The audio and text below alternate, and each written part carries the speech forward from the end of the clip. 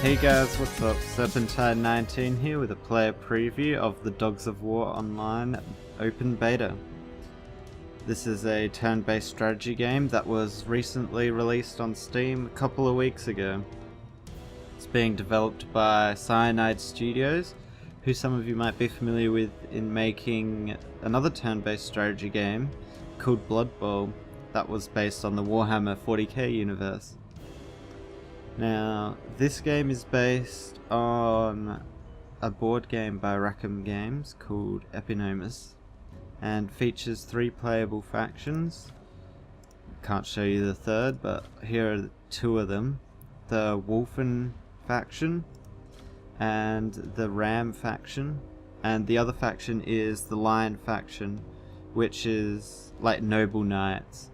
The Ram one is undead, which is this one, and the Wolfens are wolves. So each faction you own has a set of units. You're given a certain few to begin with, so in this faction I was given all but the skeleton bowmen, and I've leveled up a couple of them and given some of them extra skills here, or extra attributes such as this hard-boiled decreases damage by 3. So I'll just pop into a game here and show you how it plays. So here in the selection screen you've got an AP limit, and I'm under it, so I won't have to... Oh, actually I do have 2 subbed out, these 2 skeleton warriors. So if I selected one of them, it goes over 200, I can't participate in the match. So I have to drop one of them, and then we're all good to go. Okay, so I just made a cut there to skip the loading screen. But, okay, so here I've got my first turn. It's not really the turn, it's just placement to put your units. So I'm actually gonna chuck this guy, seeing as he's a mage, to the back, or a necromancer. And the archer, I actually want at the front a little bit, because he does have a shortest range. And this guy's only got 2 units, but I think that's a high... Yeah, that's a high level unit. And I'll just chuck him over there. Actually, no, I won't. I'll chuck him there. And we're good to go. What just happened there is all the mages in the game during the change of turn gets extra mana to use. Okay, so he's gonna go there. Can I take a 1% chance? Just gonna move him into cover. Maybe I'll move him here. I just want to get this early shot off to actually do some damage to this guy, because I have a feeling he's gonna just wreck through. It was a dodge. As you can see up here on the top, there's these little icons. These are different like passive states for your units. Chuck him up there. So I'll just finish this guy's turn and then start talking about that. Here I've just summoned a unit. It's fairly weak and it takes damage each turn. Oh, I've got more units, so I just have to keep going. So yeah, green, you can move and attack in the same time. Yellow or orange is a sprint move, which means you can't do anything after you've sprint. Oh yeah, so these top, they're stances. I think they're all stances. Oh no, these 2 aren't. Just end his turn and chuck him. This guy, even though he's big, is actually kind of weak, so I want to keep him relatively safe. I think I'll chuck him here. Yeah, so the stances give you extra bonuses. So an offensive stance lets you attack twice on your next strike. The defensive gives you extra parry, and Tide of the Dead lets you make another move with a skeleton warrior.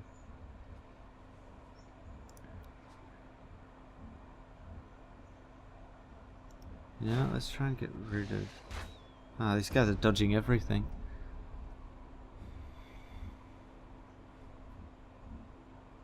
I'm hoping he moves closer, because there are moves for...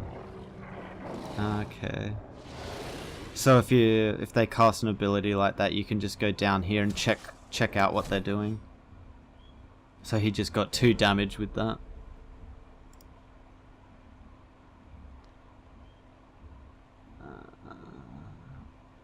Actually, this is pretty good. Ah, did I just block? I think I just blocked this guy from making a charge attack. Charge attack, if it's successful, it reduces a lot of their stats for the next turn. So yeah, this guy's got a lot of heavy hitters. And this guy is very strong. So here we go. So it's successful. Yes, he'll get a return strike. All your units do except ranged units. Yeah, so I can't move in. You can move in with this guy though.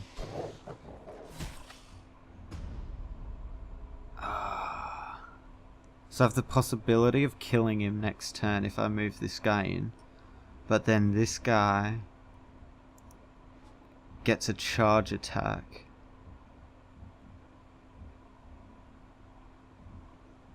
And he stuns. I don't know, I'm gonna do it. Take a risk.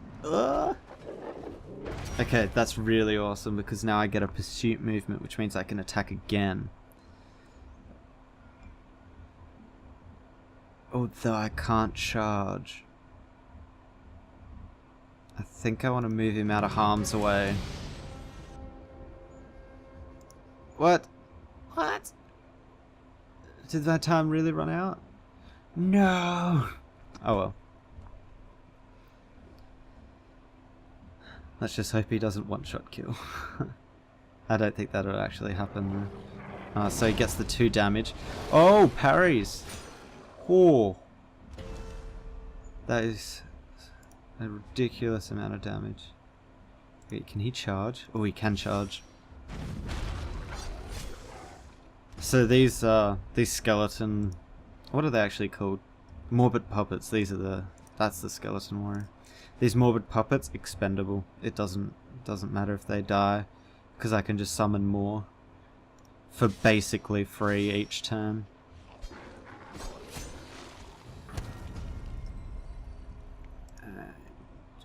See, it's just like send him in, deal some damage, summon another one.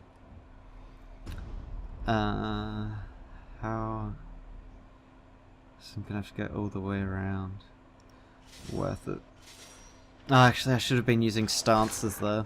That was actually pretty silly of me. Now, this is an interesting mechanic. If you've got a ranged and you have some of your friendly units in front of your target, they actually have a percentage chance of being hit instead of your actual target. Now, I'm actually to read this again because I can't really remember it. I'm gonna offensive stance, and hopefully he can't dodge. Oh, he dodged one. Okay. Now, offensive stance again. I'm gonna do it. He'll get a hit back. He'll get another... Oh no, he won't. He only gets 1 retaliation. Okay, so this is awesome. I think I've got this game.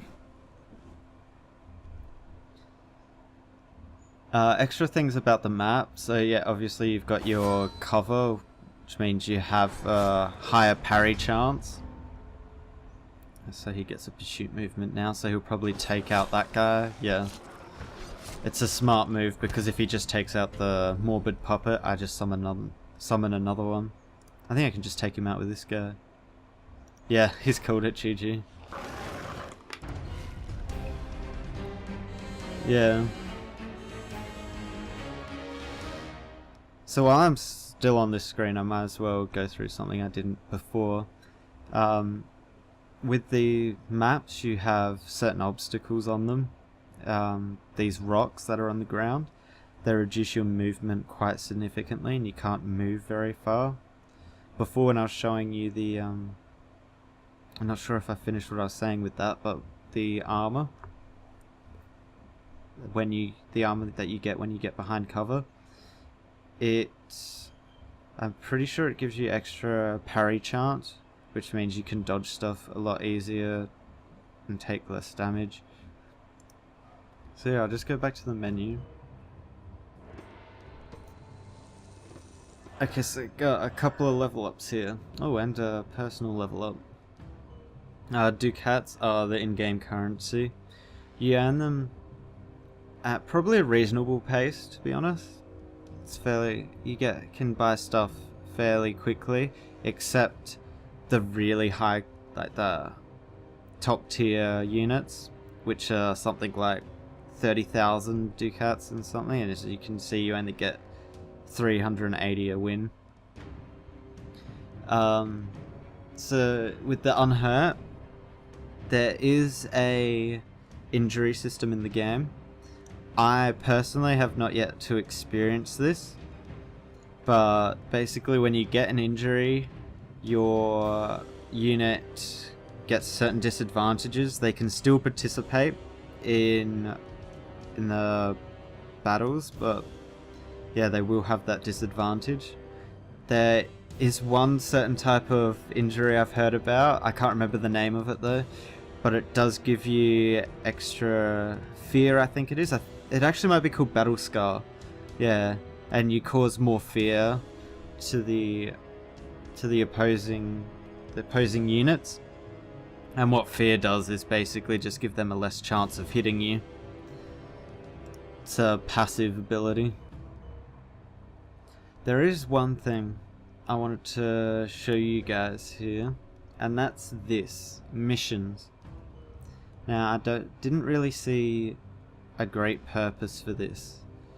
It doesn't really make sense to the game, and when you send a unit on a mission, it means that one of these guys will be unavailable to take into battle. So say if I send a mercenary in here, find the guy with the greatest success rate, they're all 25, so I'll just send that guy. So he'll be on a current mission here. It's going to take 2 hours, which some of them even go further than that. Yeah, see, duration 1 day. These are very much time waster missions. They actually kind of remind me of a lot of browser-based games, strategy games, where they get you to build, say, like a building, and it takes 4 days to complete or whatever. That's what this kind of reminds me of, and you don't really get much benefit from it. Like, this one's actually pretty good with the plus 2,000 renown, but the rest are kind of alright, not really worth it. I mean, if you have two factions running and you only want to play the one, I guess then it becomes more useful. I'll just check this. Oh, they're my level ups. So yeah, now I'll just go into a level up, I guess. Yeah, see, now he's unavailable, so you can't select him on that mission screen that was up before when you had to reach the maximum AP. So where are those level ups? This guy. Okay, I haven't actually read these next ones. And gives a bonus of +4 will for a spelling content. Not really that great. There's one extra mana point at the beginning of each turn. This isn't that easy.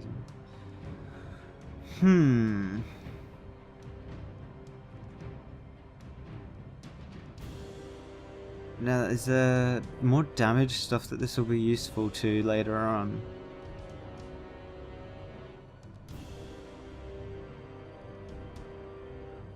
I think I might actually take this one because it sounds like the later... Oh, actually, maybe not. I'll take this one so I can actually use this Morbid Explosion, which, the Morbid Explosion blows up one of those Morbid puppets and causes damage in an area, which is actually kind of nice. So I'll take that. His AP level should have gone up, which is a bit unfortunate. I might have to go up into the 300 AP bracket. And where was... oh, the Gargoyle. He hasn't leveled up yet. Is decreased by 3. That would be helpful, actually. No, I reckon hard-boiled. So his AP will go up again as well. So yeah, this is basically all of Dogs of War. In the game modes, you've got Deathmatch mode, which is what I just played. Elimination mode, which each team has their own important VIP to protect, and each team is trying to kill the opposing unit's VIP. I haven't actually played either of these two yet because it just doesn't get matchmaked as easily as the deathmatch mode. It might also be because I'm still quite a low level, so later on levels these two game modes might become more popular. And King of the Hill mode, which just standard King of the Hill mode. I think everyone knows what that is. Yeah, so you can do training against AI, which I haven't actually done. I just do online games, might as well. The tutorial system in this game. You need to do this. The first one is very, very basic. It'll get you into a game, but you'll still be confused at a couple of the things. These last two are extremely helpful. I'd highly suggest doing these tutorials. Especially seeing as there's quite a lot of passives in the game that you might not know about. And, oops, not what I want to do, I want to go back. Quite a lot of passives in the game. Like, see these attributes, fear, gives you a 80% chance of extra will, possesses... yeah, basically there's just a whole lot of these. I'm not going to read that all out. Yeah, which there are some very very technical ones, like fear is probably one of the more basic attributes that every faction can have. There are some really really weird ones out there, especially if you've got I'm not sure what it's called. It might be called Shaman for Lion, which is one of the factions that I don't own. It gives a lot of buffs, and it can be helpful to know where to go and look for those attribute stats and such. So yeah, to check out the options menu. Pretty simplistic.